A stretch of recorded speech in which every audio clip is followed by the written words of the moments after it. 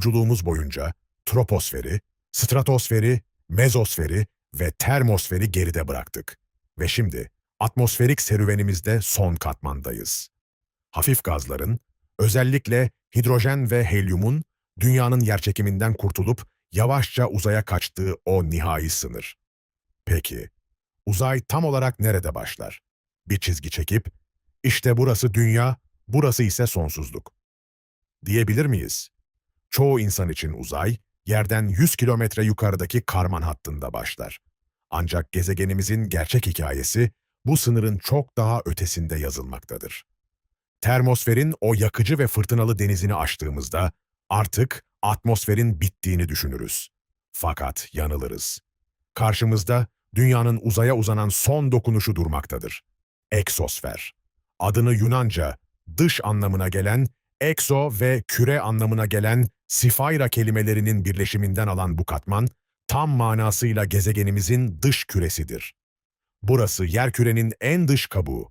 Evimize vedanın, kozmik okyanusa ise merhabanın adresi. Peki, termosfer ile eksosferi birbirinden tam olarak ne ayırır?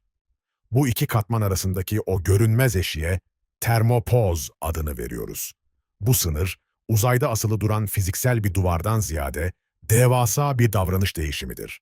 Atomların birbirine çarpmayı bırakıp sonsuzlukta yalnız yolculuklarına başladığı o kritik andır. Yerden yaklaşık 600 kilometre yukarıda başlayan eksosfer, mükemmel bir vakuma o kadar yakındır ki atmosferik basınç neredeyse sıfırlanır.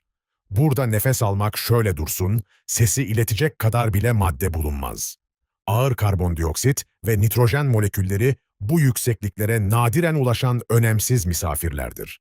Burası, yerçekimine meydan okuyabilen en hafif gazların krallığıdır. Egzotabanın hemen üzerinde atomik oksijen pusuda beklerken, yukarı doğru çıkıldıkça, özellikle Güneş'in sakin olduğu dönemlerde, atomik helyum belirgin bir katman oluşturur. Ancak bu sessiz zirvenin mutlak hakimi, en bol bulunan element olan atomik hidrojendir. Burası bir hayalet atmosferdir. Gaz molekülleri o kadar seyrektir ki, bir atom, başka bir atoma çarpmadan önce binlerce kilometre boyunca düz bir çizgide uçabilir. Peki bu atomlar buraya nasıl ulaşır? Okyanuslarımızdaki sular, Güneş'in ultraviyole ışınlarıyla parçalandığında açığa çıkan hidrojen yavaşça göğe tırmanır. Aslında yeryüzündeki hemen hemen her hidrojen atomunun kaderinde er ya da geç bu kozmik uca ulaşmak vardır. Helyum ise çok daha derinlerden dünyanın kabuğundaki uranyum ve toryumun radyoaktif bozunumundan doğup bu sessizliğe yükselir. Termosfer gibi eksosfer de Güneş'in doğrudan hedefindedir. Parçacıklar Güneş radyasyonuyla o kadar çok enerji yüklenir ki inanılmaz hızlara ulaşırlar. Hele ki devasa güneş fırtınaları vurduğunda bu incecik katman aniden ısınır ve uzaya doğru genişler. Şanslıyız ki dünyanın görünmez kalkanı imdadımıza yetişir. Gaz yoğunluğuna değil, manyetik kuvvet çizgilerine bağlı tamamen ayrı bir jeomanyetik bölge olan ve ileride başlı başına ayrı bir bölümde kendi destanıyla anlatacağımız manyetosfer, güneş rüzgarlarını saptırarak atmosferimizin doğrudan uzaya süpürülmesini engeller.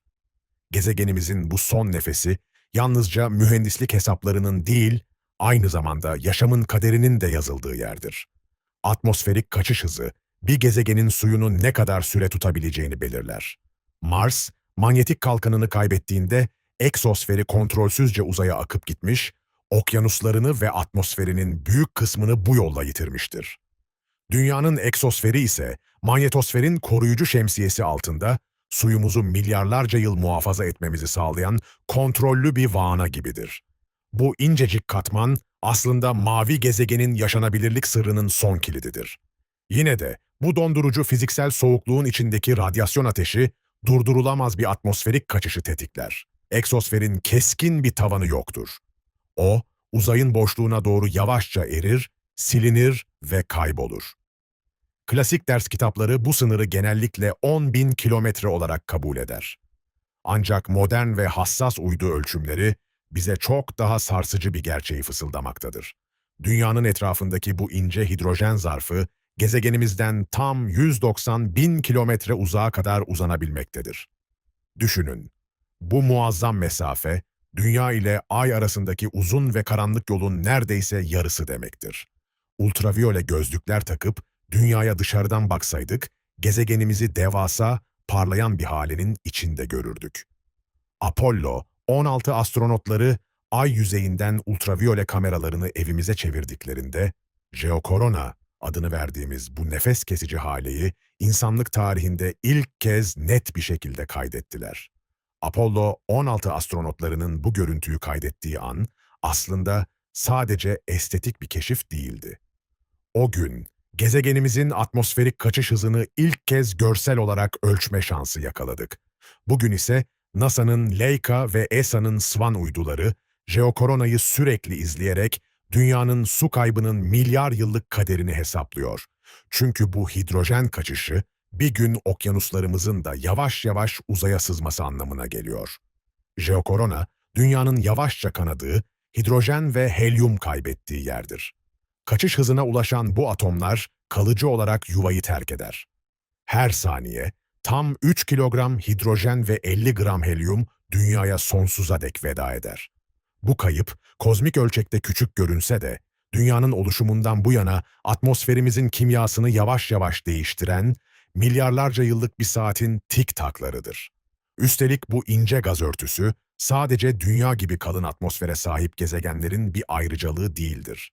Uzay ajanslarının güncel araştırmaları, Merkür, Ceres veya Jüpiter'in buzlu uydusu, Europa'da doğrudan yer seviyesinden başlayan yüzey sınır eksosferini ortaya koymuştur.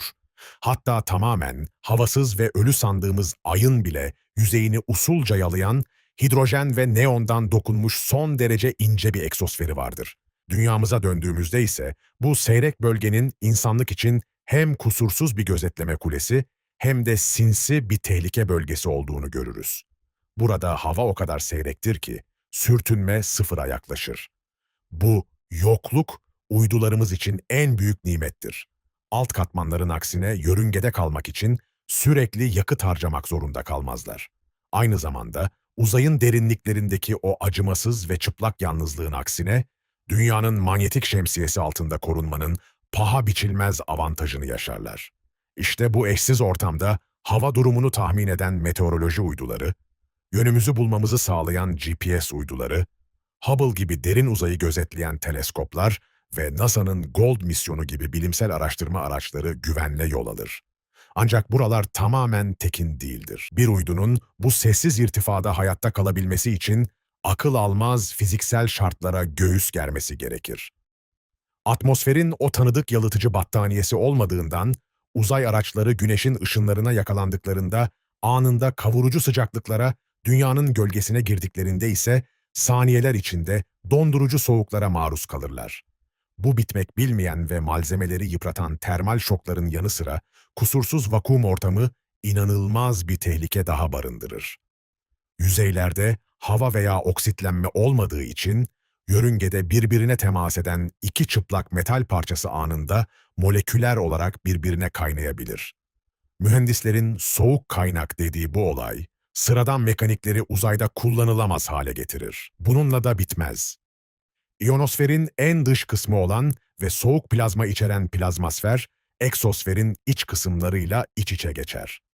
Yıllar önce Explorer serisi, uyduların keşfettiği ölümcül Van Allen radyasyon kuşakları da bu bölgeyle örtüşerek uydu elektroniği için elektrostatik deşarj yani yıldırım benzeri ark riskleri oluşturur.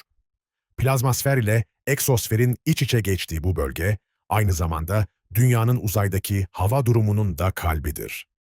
Güneş fırtınaları sırasında Van Allen kuşakları şişip alçaldıkça, eksosferin üst sınırı da bir akciğer gibi inip kalkar. Bu devasa nefes alışverişi, uyduların yörüngelerini anlık olarak değiştirebilir ve bazen onları beklenmedik sürtünme bölgelerine sürükleyebilir. Dahası, eksosferdeki o seyrek atomik oksijen, uzay araçlarının yüzeyine çarptığında asit gibi davranarak korozyona neden olur. Hubble Uzay Teleskobu'nun güneş panelleri bu erozyondan büyük hasar almıştır. Bu yüzden mühendisler araçları korumak için silikon dioksit gibi özel zırhlar kullanır. Hatta teknik olarak alt yörüngelerde dolanmasına rağmen devasa yapısıyla bu seyrek bölgenin etkilerini hisseden Uluslararası Uzay İstasyonu'nda görev yapan astronotlar bile, atomik oksijenin yıpratıcı etkisinden korunmak için özel tasarlanmış uzay giysileri giyerler. İnanılmaz hızlarda çarpan bu az sayıdaki parçacık, uzay araçlarının gövdesinde ışıma adı verilen, uzayın karanlığında beliren hayaletimsi, zayıf bir parlaklık yaratır. Peki bu devasa, sürtünmesiz, denizde başıboş kalan bir cismin, örneğin ömrünü yitirmiş ölü bir uydunun, bir roket parçasının veya bir astronotun elinden kayıp giden küçük bir somun cıvatanın kaderi nedir? Bu cismin başına gelecekleri belirleyen iki temel güç vardır: bulunduğu irtifa ve güneşin öfkesi.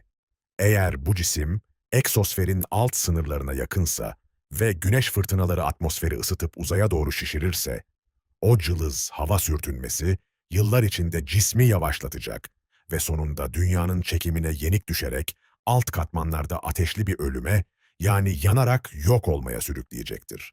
Ancak cisim yeterince yüksekteyse sürtünmenin mutlak yokluğunda yavaşlayıp dünyaya düşemez.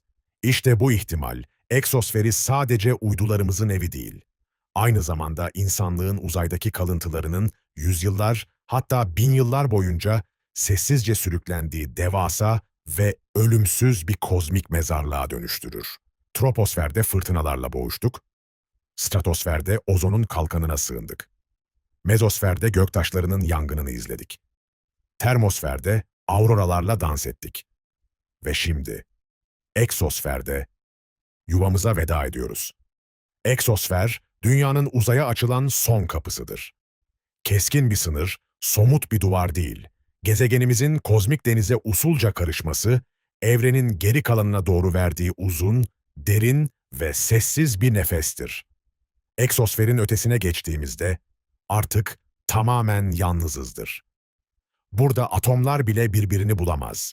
Her bir hidrojen çekirdeği milyarlarca yıllık bir yolculuğun sonunda bir zamanlar bir okyanusun parçası olduğunu çoktan unutmuştur. Dünya kendisini uzaya bu şekilde fısıldar. Her saniye kaybettiği o 3 kilogram hidrojenle evrene sessizce şunu söyler: ben buradaydım. Suyum, hayatım, hikayem vardı. Ve belki de uzayın sonsuzluğunda sürüklenen o atomlar, milyarlarca yıl sonra başka bir yıldızın ışığında, başka bir gezegenin atmosferinde yeniden hayat bulacaktır.